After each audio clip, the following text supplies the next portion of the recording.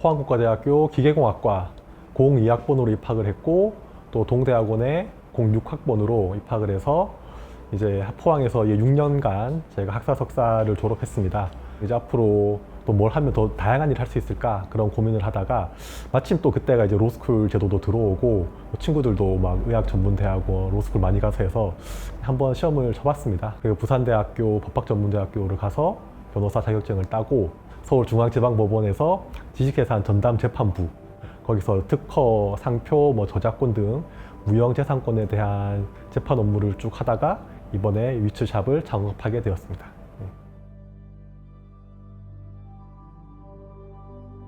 입학할 때는 학과를 꼭 정해야 했습니다. 그래서 이것저것 다 할 수 있는 기계과를 가면 좋겠다 그런 좀 막연한 생각에 기계과를 갔습니다. 그게 또 가장 제 적성에 맞는 학과를 선택했기 때문에 계속 이제 기계과에서 석사까지 하고 법학을 하게 된 이유도 좀 비슷한 건데 또 기계과를 선택한 게 이것저것 다 할 수 있다. 사실 세상의 모든 분야의 기계가 안 들어가는 게 없으니까 그런 관점처럼 이 사회에서 모든 곳에 다 관여할 수 있고 거기에 또 뭔가 또 전문적인 지식을 또 갖춰 나간다면 또 다양한 일을 할 수 있다는 생각에 또 법학과 기계는 상당히 비슷한 점이 있지 않을까라는 생각을 지금도 하고 있습니다.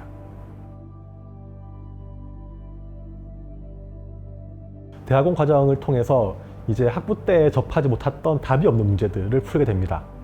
다른 석사 논문을 쓰고 할 때 정답이 없죠. 그냥 그 중에서 내가 어떻게 논리적으로 사고를 하고 정답을 향해서 도출해 나가는 그런 과정을 배우는 건데 그런 어떤 과정 자체를 제가 석사 과정 때 경험을 해봤다는 것, 그런 정답이 없는 문제를 풀어낼 수 있는 그런 자신감을 얻어서 이 사업을 하는 과정에서도 충분히 활용할 수가 있었습니다. 지식재산권 관련된 재판 업무를 좀 상당히 오래 했습니다. 주로 침해한 사람들에 대해서 어느 정도 손해배상할 것이냐, 침해가 맞냐 틀리냐 이런 것들에 대한 판단을 많이 했는데 근본적으로 생각해보면 저게 침해한 사람은 왜 침해를 할까라는 생각을 하는 거죠. 저희가 이제 물건을 살 때 가격표가 붙어 있어야지 물건을 쉽게 살 수가 있는데 이런 무형재산권 같은 경우는 가격을 모릅니다. 이런 무형재산권도 우리가 쉽게 살 수 있는 홈쇼핑에서 물건 사는 것처럼 조금 정량화돼 있고 좀 빠르게 살 수 있다면 좋지 않을까라는 생각을 하게 돼서 본 사업을 시작하게 되었습니다.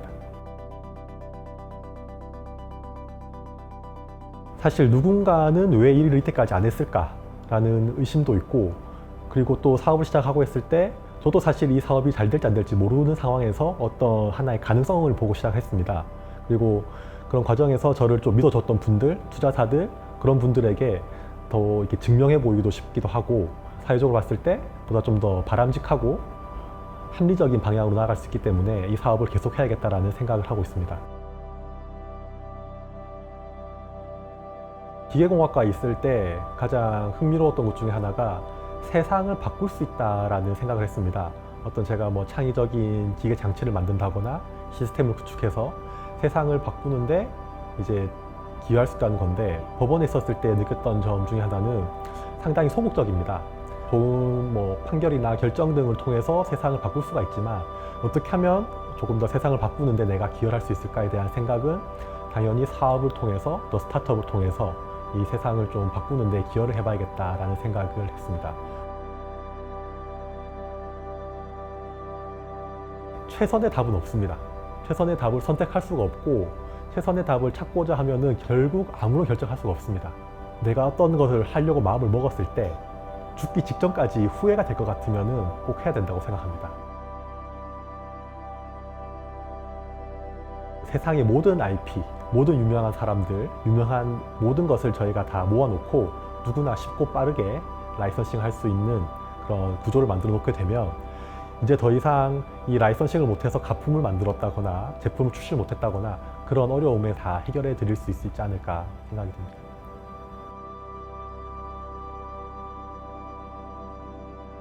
(10년마다) 바뀌는 사람, 저는 10년 단위로 삶을 바꿔왔습니다. 20살에서부터 딱 29살까지는 공학 공부를 했고 르노삼성에서 연구원으로 있었고 30살부터 딱 40살까지가 이제 법학을 했습니다. 다시 법조계에서 근무를 했고 40대는 쭉 사업을 해서 어느 정도 성과를 내고 이제 50대가 되면 뭘 할까 여러 가지 좀 고민을 하고 있는데 학생들을 좀 가르쳐 보면 어떨까라는 생각을 했습니다. 그래서 제가 뭐 가장 모교에서 그런 기회가 주어진다면 가장 영광일 수가 있고, 세상에 좀 다양한 일을 어떻게 하면 저희가 융합해서 어떤 무언가 하나 프로덕트를 만들 수 있는지에 대해서는 조금만 도움이 될 수 있지 않을까라는 좀 생각을 하고 50대가 되면 한번 연락드리겠습니다.